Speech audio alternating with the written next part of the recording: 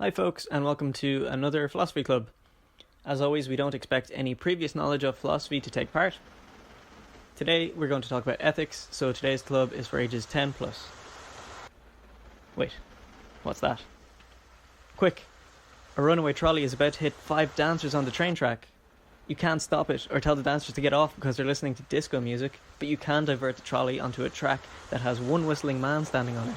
Quick, what do? You've got 5 seconds.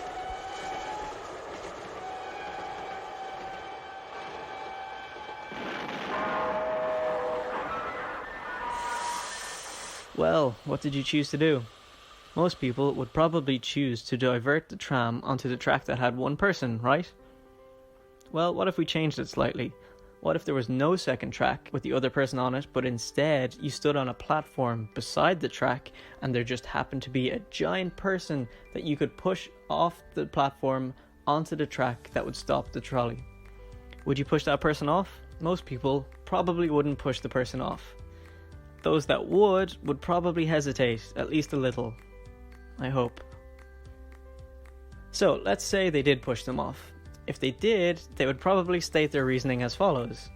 It is better to sacrifice the life of one to save 5 others. And while that may sound like good reasoning, we are far more hesitant to push the person on the platform onto the tracks than we are to divert the tram onto the other track. So why is this? Philosopher Philippa Foot was responding to this school of ethics called Utilitarianism when she came up with this scenario. Utilitarianism states that an ethical decision should be made by calculating how to maximize the happiness of the largest number of people.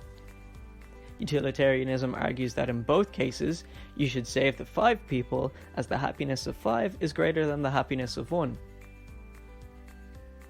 Philippa Foot said that the fact that most of us hesitate to push the person onto the track or don't push them at all shows that when it comes to making moral decisions, it is not just about maximizing the happiness of the most.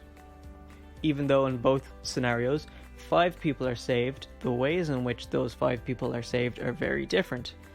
Foot thinks it would almost never be right to push someone onto the tracks to save 5 people, but that changing the direction of the tram to save 5 people onto the other track might be allowed. Why? Well, Foot argues that what is also important in making moral decisions is how we reach those final outcomes, and in weighing up the different ways we reach those outcomes is the job of moral philosophers. And now, that's your job. So, what do you think? Why might one option be allowed while the other is not? What reasoning, besides taking into account the happiness of the most people, must we think about when making moral decisions?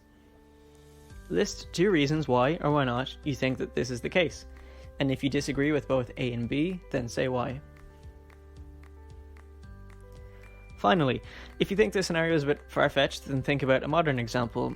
Soon, driverless cars will be everywhere. Programmers for these cars have been tasked with programming computers that have to decide where to steer the car when presented with the same situation that we have discussed here. So, if you have a solution to this problem, post it in the comments below, and who knows, we could be sitting in a car that you've helped program in the future. Thanks for watching, I'll talk to you again next week. In the meantime, here's one solution to the trolley problem. Uh-oh, Nicholas. This train is going to crash into these 5 people. Should we move the train to go this way, or should we let it go that way? Which way should the train go?